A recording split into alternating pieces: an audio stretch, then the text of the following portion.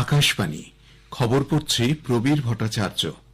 এখনকার বিশেষ বিশেষ খবর হল, বিক্ষোভের প্রেক্ষিতে ভারতে অবস্থিত বাংলাদেশের বিভিন্ন দূতাবাসে নিরাপত্তা জোরদার করা হচ্ছে। সুপ্রিম কোর্ট জাতীয় রাজধানীতে বায়ু দূষণ মোকাবিলায় graded response action plan graph 4 এর অধীনে জরুরি ব্যবস্থা শিথিল করতে অস্বীকার করেছে।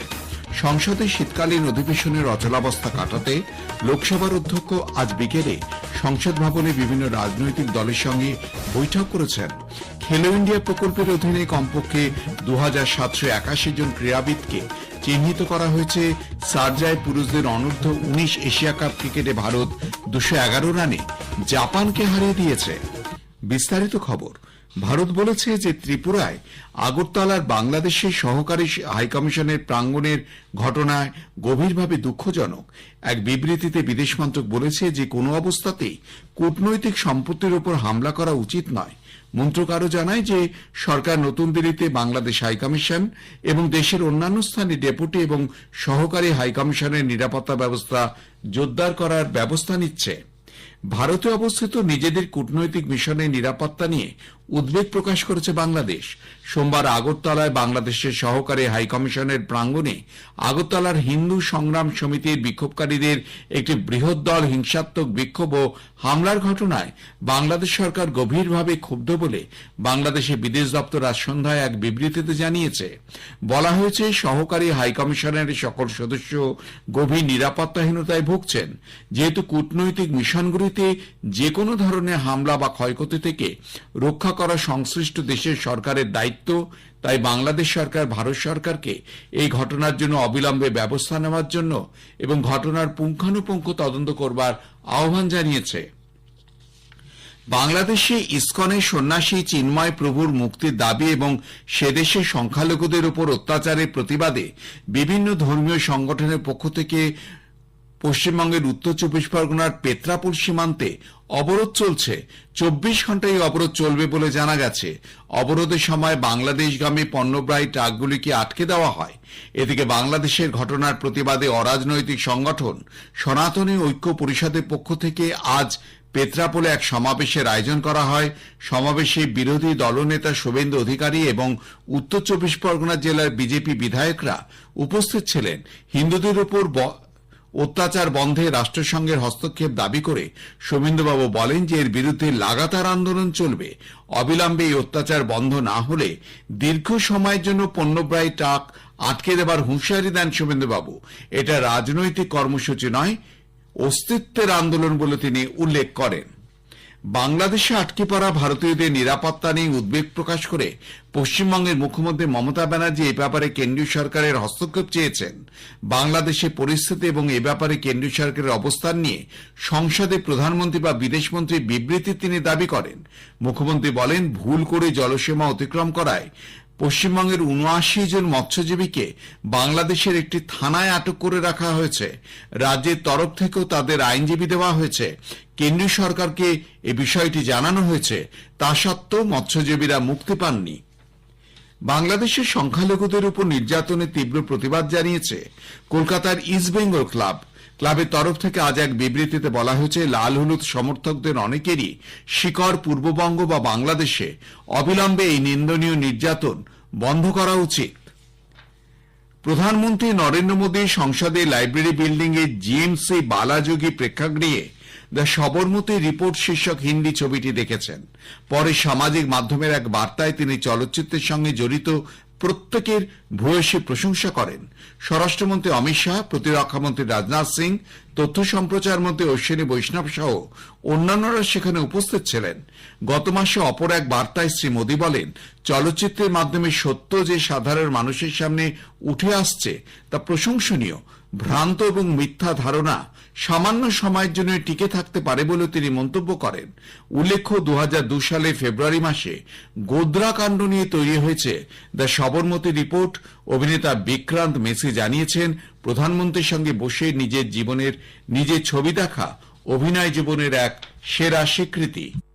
माननीय प्रधानमंत्री जी के साथ, तमाम कैबिनेट मिनिस्टर्स के साथ, रक्षा मंत्री भी थे, गृह मंत्री जी भी थे, सब थे। उन सब के साथ ये फिल्म देखने का एक अलग ही अनुभव था। शब्दों में शायद बयान नहीं कर पाऊंगा क्योंकि अभी भी एक अलग ही नर्वसनेस है, खुशी है एक्चुअली कि इन सब के साथ बैठ के फिल्म देखने का मौका मिला। जैसे मैं पहले से कह रहा हूं देश की जनता से आपके माध्यम से कि प्लीज जाएं अपने सिनेमाघरों में, द साबरमती रिपोर्ट को देखें, अपना प्यार दें। और ये मेरी लाइफ का सबसे हाईएस्ट पॉइंट है मेरे करियर में, माननीय प्रधानमंत्री जी के साथ बैठ के फिल्म देखें। খবর শুনছেন আকাশবাণী থেকে।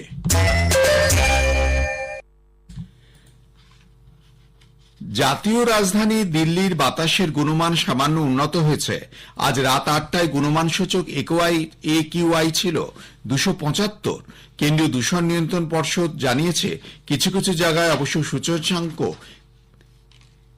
300 স্তর পেরিয়ে যায়।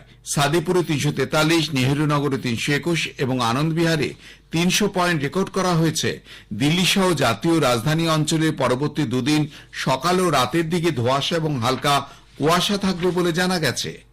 সুপ্রিম কোর্ট আজ জাতীয় রাজধানীতে বায়ু দূষণ মোকাবিলায় graded response action plan GRAP-4 এর অধীনে জরুরি ব্যবস্থা শিথিল করতে অস্বীকার করেছে।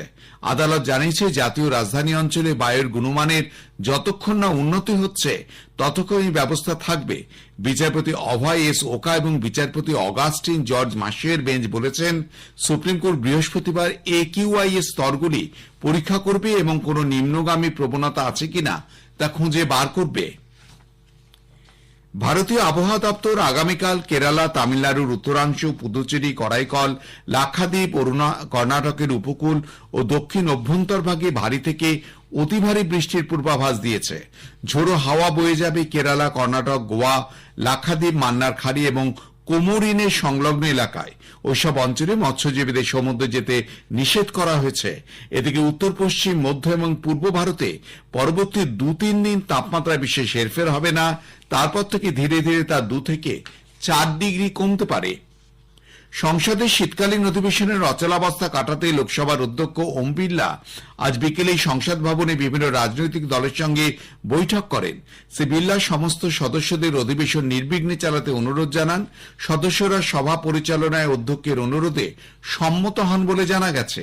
কংগ্রেসের গৌরব গগৈ, তৃণমূলের কল্যাণ ব্যানার্জি, টিডিপির লাভু শ্রীকৃষ্ণ দেব আয়ারলু, ডিএমকে TR বালু, এনসিপির সুপ্রিয়া সুলে, এসপি ধর্মেন্দ্র যাদব, জেডিইউ এর দিলেশ্বর কামায়েত, আরজেডির অভয় কুশওয়াহা, শিবসেনার অরবিন্দ সাওয়ান্ত এবং ইউবিটির কে রাধাকৃষ্ণন সবাই উপস্থিত ছিলেন। পরে সংসদের বাইরে সাংবাদিকদের সঙ্গে কথা বলার সময় সংসদ বিষয়ক মন্ত্রী কিরেন রিজিজু বলেন আগামী 13-14 তারিখে লোকসভায় সংবিধান ইস্যুতে বিশেষ আলোচনা হবে। রাজ্যসভায় আলোচনা হবে 16 এবং 17 তারিখে।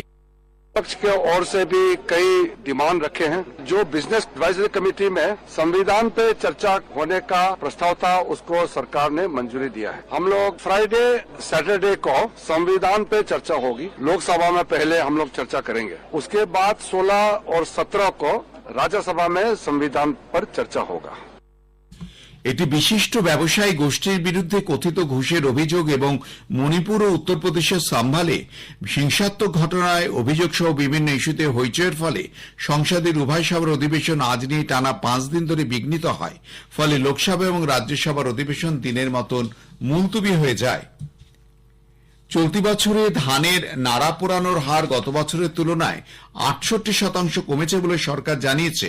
পরিবেশ প্রতিমন্ত্রী কীর্তিবর্ধন সিং আজ লোকসভায় এক লিখিত জবাবে বলেন 2022 সালে পাঞ্জাব, হরিয়ানা, দিল্লি সহ জাতীয় রাজধানী অঞ্চল, উত্তরপ্রদেশ ও রাজস্থানে নাড়া পোড়ানোর 53,000-এর বেশি ঘটনা সামনে এসেছিল। সেই সংখ্যা কমে দাঁড়িয়েছে 12,530-এ। খেলো ইন্ডিয়ার প্রকল্পের অধীনে কমপক্ষে 2,781 জন ক্রীড়াবিদকে চিহ্নিত করা হয়েছে। লোকসভায় আজ কেন্দ্রীয় যুব ক্রীড়া বিষয়ক মন্ত্রী ডক্টর মানসুখ মান্ডভিয়া জানান এই প্রকল্পে খেলোয়াড়দের কোচিং, সরঞ্জাম, চিকিৎসা পরিষেবা এবং মাসিক আউট অফ পকেট ভাতা দেওয়া হয়। সার্জায় আজ পুরুষদের অনূর্ধ্ব-19 এশিয়া কাপ ক্রিকেটে ভারত 211 রানে জাপানকে হারিয়ে দিয়েছে।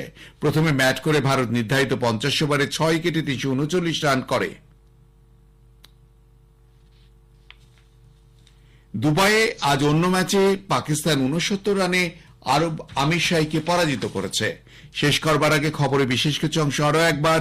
বিক্ষোভের প্রেক্ষিতে ভারতে অবস্থিত বাংলাদেশে বিভিন্ন দূতাবাসে নিরাপত্তা জোরদার করা হচ্ছে। সুপ্রিম কোর্ট জাতীয় রাজধানীতে বায়ু দূষণ মোকাবিলায় graded response action plan graph 4 এর অধীনে জরুরি ব্যবস্থা শিথিল করতে অস্বীকার করেছে। খবর শেষ হলো।